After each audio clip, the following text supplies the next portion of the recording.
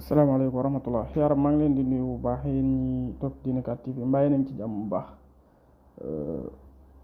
ma dellu si rek ci tabia yi insha allahu taala ci kàttanu yàlla borom bi subhanahu wa taala ak li ci aju. tey xam naa dañuy njëkk ñëw rek ci Xadi Saw Fall. man la ni am na ñenn ñoo xam ne dinañ yónnee message di wax lu tax duñu def ay direct ak yu demee noonu. loolu ci kàttanu yàlla su jàppandee rek dinañ ko def insha allah taala mën naa am sax dootu yàgg. waaye léeg-léeg booy seeti daara jaab yu demee noonu yu bëri du yomb waaye lu mën a xew rek bu ñu ñëwee ci Xadi Saw Fall moom tabian bi muy amee dafay nekk maa yu c'est-à-dire ndox étoile bi nekk xamar googu nag dafay nekk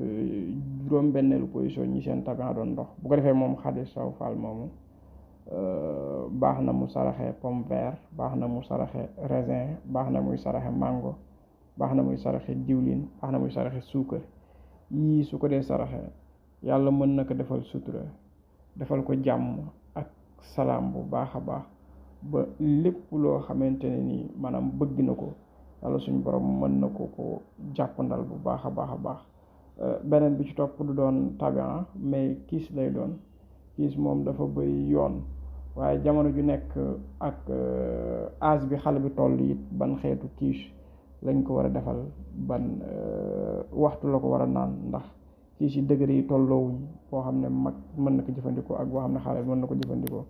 waaye bii may wax moom xale bu ndaw mën na ko jëfandikoo mag it mën na ko jëfandikoo bi may bëgg a wax nii dañu wax ne su fekkente ne nit ki dafay fàtte lu bari wala doomam di fàtte lu bari wala sax mokkal dara xaw koo jafe nga xam ne lu nit di mokkal fukki minute moom léeg-léeg mu def ci ñaar fukki minute wala fanweeri minute ngir bëgg kaa mokkal nee nañ su fekkee bind na saaru iqara xam nañ ko moo njëkk wàcc ci alxuraanu karim ba mu jeex juróom-ñaari yoon mu bind sanqri'uka fala tansa ci limu atu xale bi bu dee xale la da koy bind ci limu at yi moo xam 18 ans la am wala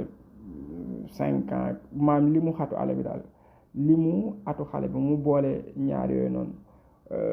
ut ndox mu neex ndoxu teen moo gën bu ko amul nag mën na jël ndox yi ay ndoxu Casamance bi demee noonu def ko ci def ci lem bu xale bi yeewoo suba teel balaa muy naan dara mu xel ci kaasu 8 ba mu fees mu naan ko loolu bu ko defee